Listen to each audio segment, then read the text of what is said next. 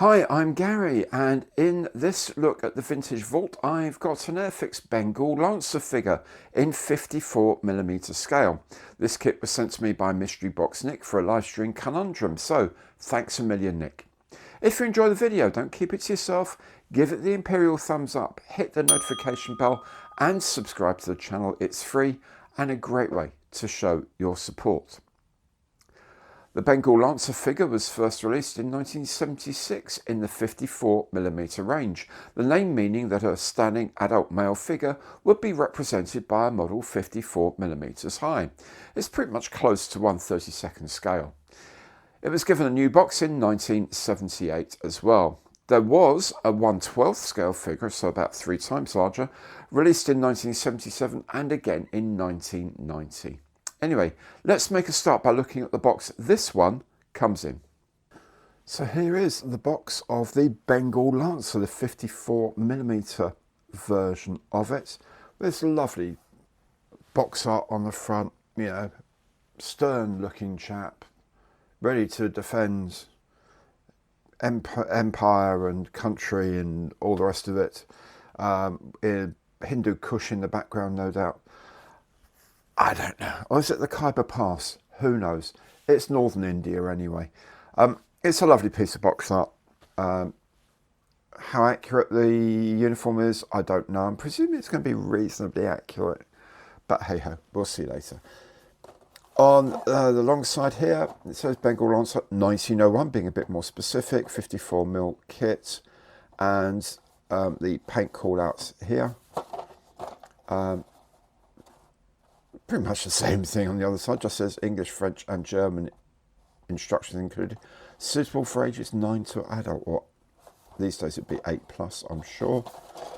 And you have here Series 2 kit, and the product code is 02557/7. Look at that, made in England. Well, pity they don't do more, isn't it, really? Anyway, there we go. That's the box. Let's see what you get inside. Top opening box, very straightforward. Inside we have the instruction sheet. We have lots of bits of plastic. And that's it, really. Yeah, the instruction sheet and lots of bits of plastic. But let's have a look at these things in a bit more detail. The parts on these, especially the 54mm kits, are fairly limited because there's not that an awful lot there, is there really? There's a base here. There's the horse in 2 halves here. Other parts of the horse, like the actual head and the tail, are on this frame here.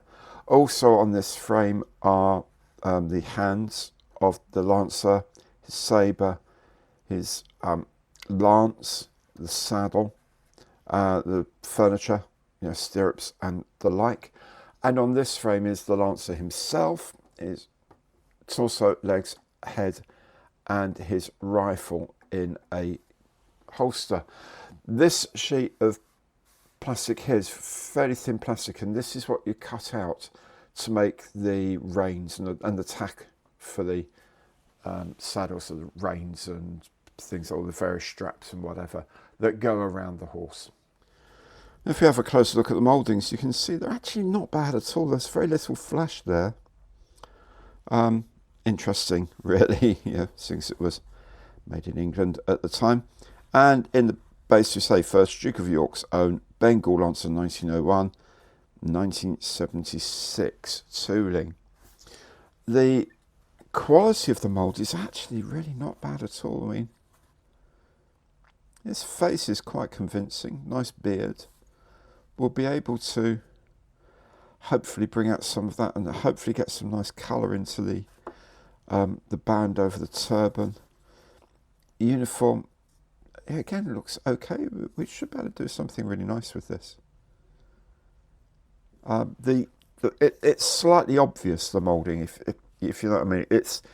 The relief is exaggerated slightly, like the pocket edges won't be as chunky and as high definition as that, but it will help with a bit of natural shading when we come to do the painting, rather than having to sort of create edges. Some of these edges will sort of come naturally, and we can just extend them. We can just sort of emphasize them rather than having to actually create them, which sometimes you have to do. The rifle looks okay. Where's the sword?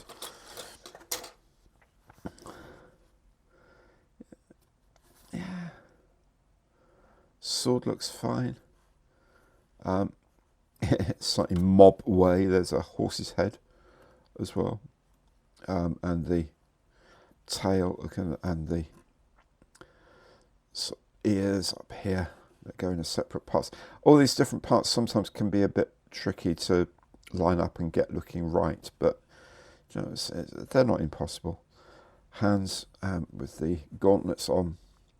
The stirrups look nice enough. The stirrups here have got slots in, and the sort of strap goes through here, so when you cut the plastic you actually cut it so it will go through there, and it look more natural and more realistic.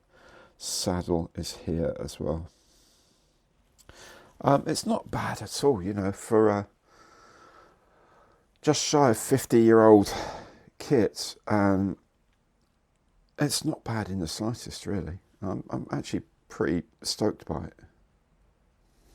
The instruction sheet is interesting because it's a high gloss paper. The reprise of that, actually now you get to hear what it actually is. It's the first Duke of York's own Bengal Lancers, or Skinner's horse, mercenary James Skinner. History of the regiment here, which is very interesting, and some general instructions about how to put the kits together. Then the general instructions are repeated in French and German. The histories are repeated in French and German here on the inside, next to the rather glorious artworks showing you the colours you should be using. Then the actual assembly is relatively straightforward. The thing to remember here is that they do give you a template for all of the straps, reins and belts and goodness knows what. I'm not a horseman, as you may have realised. There's a whole sort of range of bits and pieces of leather work that go around horses and all that to keep the chap on and allow them to actually steer and things like this. But these are all templated here, and they tell you where they all go here. Being polystyrene sheet, it will be amenable to tacking with a very low density glue. You don't have to sort of splodge loads of contactor or equivalent cement on. You can use quite small spots of cement. You don't have to resort to, for example, CA glue. The figure goes together fairly well. From having seen other videos, particularly on Gavin Booth's channel, which I do recommend you go and see. I'll put a link in the base to go and check out his channel. He did a Polish Lancer from the same range, which just came out beautifully. There's a lot of fiddling around going to be needed to get these to look natural, but you know, it's not impossible to do them.